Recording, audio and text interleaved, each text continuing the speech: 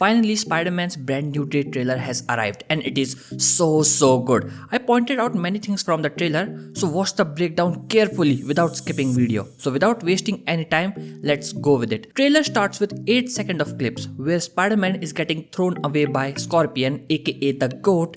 We have finally seen Michael Mando as Scorpion and his costume looks gas as hell. But that's not it. Let's get back to the trailer. In the first 8 seconds of the trailer, Spider-Man is being tossed around like trash and we see him collide with Jen's Pizza, which I believe is a reference to the meme Joe's Pizza from Spider-Man 2. Since the design is identical, but it is multiverse. That's why Joe's Pizza became Jen's Pizza. Now let's get back to the real topic. Now I think the Scorpion has wounded Spider-Man with poisonous strike. Now how the hell do I know that it was Scorpion who stung him? Well, if you recall, several months ago, leaks from the set of Spider-Man suit begins to surface. They showed Tom Holland in the Spider-Man suit acting as if he had been attacked from behind by Scorpion. And it is indeed the Scorpion, because the location and the time of night match the leaked clip perfectly. Now why did I share this with you? Because in that 8-second clips, something is happening to Spider-Man, something that likely began after he was stung by Scorpion. Now how do I know something is wrong? Well, if you are familiar with Spider-Man's character, in this 8 seconds of clip, you know that he never behaves violently toward his enemies. He is aware that if he were to do so, he possesses the great power to actually kill them. But in this clip, we see Spider-Man confused about what is happening to him, and suddenly he loses his composure due to the poison or some kind of serum, I don't know, and his inner demon begins to take control over him. You can see him thrashing Scorpion around, tossing him about like a rag doll as he completely loses control, where he even injures the police officer sitting in the police car. I am totally out of control.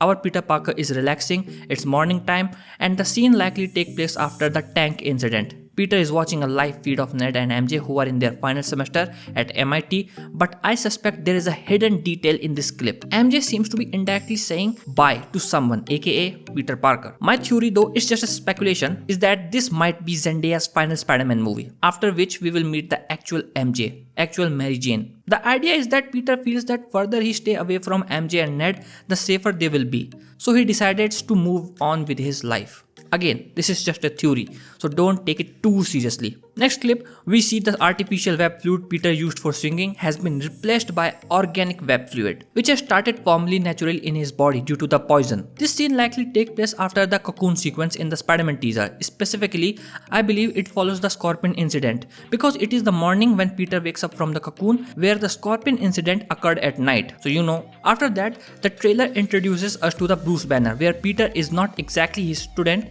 but he feels his condition is similar to the Hulk, a theory which is largely accurate. Consequently, he seeks advice from Bruce, asking how he found a way to suppress mutating DNA. However, unlike Bruce, Peter wants to completely eradicate the demon within him, rather than just suppress it like Bruce. But Bruce responds by asking how one distinguishes between good and bad. So here Bruce implies that some things in life which appear negative can sometimes be beneficial.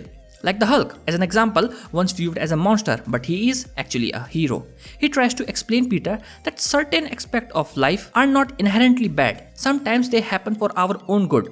Much like contrast between a royal coronation one day and a 14-year exile next day. After this weird question, Bruce realizes that Peter is not his student. And again, in the next clip, a brand new character is introduced, Mike Metzer. Now he is played by Tramal Tillman, Severance guy. According to the comics, Mike Metzer is a prominent and a radical anti-mutant activist in Marvel lore. He serves as a major ideological and political antagonist who manipulates people's fear of mutant menace, eventually leading high-tech militant faction, aligning himself with government agency. However, after repeatedly escalating tension to a national level, he is ultimately slammed by Magneto. In the comics, not in the MCU. Yeah, Magneto killed him. But in the MCU though, Mike Metzer reimagined as the leader of DODC, aka Department of Damage Control.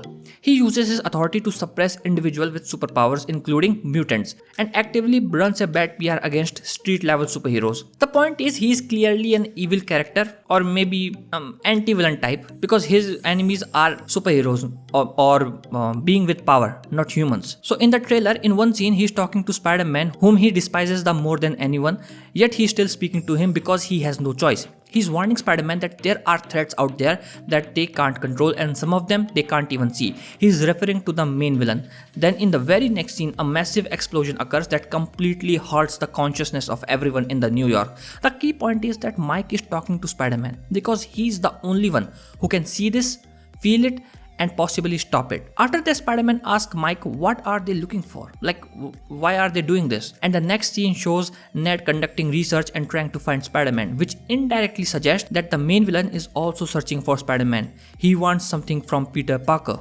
aka Spider-Man. In that same scene, Peter is looking at Ned's research board. There are lots of details written on it, such as Spider-Man's characteristics. He's male, between 18 and 25-year-old, and his first appearance was in 2016.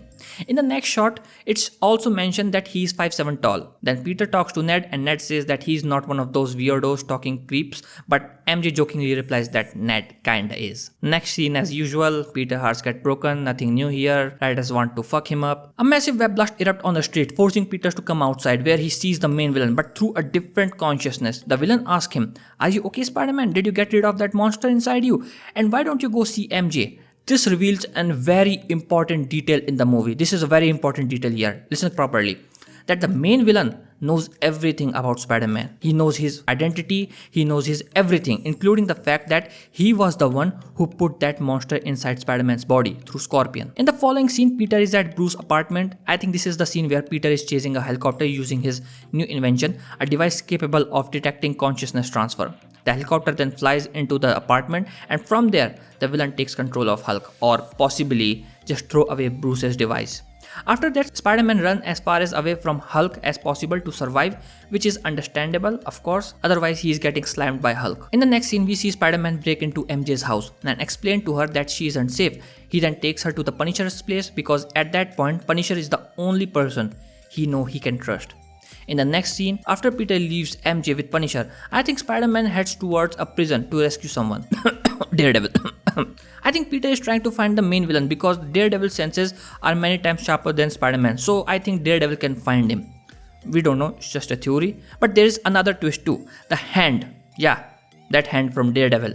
Now, what role does the hand play here? In my opinion, after Kingpin and the remaining Underworld bosses are gone, the hand wants to establish its new dominance over New York. Because of that, they are searching for powerful mutant, Jean Grey, whom Peter may unknowingly be trying to protect. Or perhaps the hand wants something from Peter's inner mutation, something that could eventually help them gain power and influence in the criminal world. Or there is one more theory that the main villain hired the hand to capture Peter Parker or Spider-Man. I think he wants something from Spider-Man, so he can change something in him. That's a theory. That's also a theory. The point is, everyone wants to capture Spider-Man because they want something from him here. And the rest of the scene seems to be continuation of previous scenes, like Hulk falling from building and few other action sequences. And between those scenes, Peter remembers Aunt May's word, that this whole world thing can get really scary. She's talking about the world of saving people.